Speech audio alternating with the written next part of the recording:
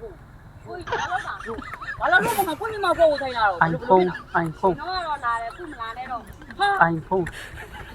ဘာဆိုင်လို့ကိုကြီးမကိုဆိုင်တာဘင်းတော့အရင်ကလာသူရဲ့လာဘာဖြစ်နေတာ ကိုရင်တော့လာကိစ္စမျိုးရင်တော့တော့အားလုံးမရှိဘူးအိုင်မောဝယ်လာလို့ဆက်မှာမရဘူး iPhone အိုင်ဖုန်းလာကြွားတယ်ကိုကောင်းပါဖြည်း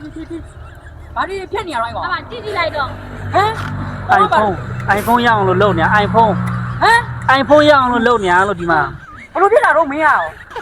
ဒီဟာလုံးမ ငါယောဂမင်းကြီးကိုရောက်သွားပြီလား ဟုတ်တယ်မရတော့ဒီက iPhone ကိုမရတော့တာ ပုံစံတိုင်းအဲ့တော့ငါရဲ့ညမမင်းမချော့ပြီးခိုင်းနေပြီ ဟုတ်တယ် အေးကောင်းနေ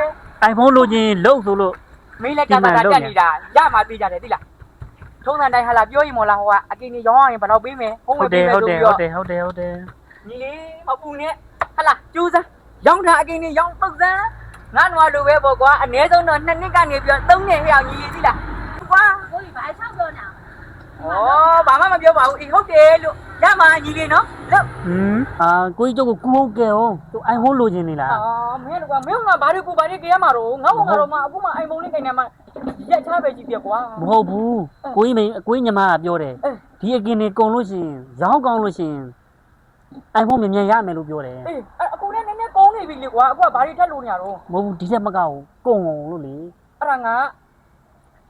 နည်းနည်းမ ကို ဟုတ် ကြီး ပြရမှာ ကိုကြီးလာတဲ့ ဒါဝယ်ရဲ့လူတွေ ဈေးဝယ်တွေကိုမြန်မြန်ခေါ်ပေးအောင်လို့ ခေါ်ပေးရမှာ မြန်မြန်လာဝယ်ပြီးတော့ ဟုတ်လားနင် ဟုတ်တယ် ငါရဲ့တက်ဆွမ်းညာဆွမ်းရှိသလားအုံးဟာလားအုံးဒါဒီလိုညူသားတွေအကုန်လုံးရှိရလားကျွန်တော်ရဲ့ဒီမှာလေးဆိုင်အခါပေးမီးပွိုက်မှာ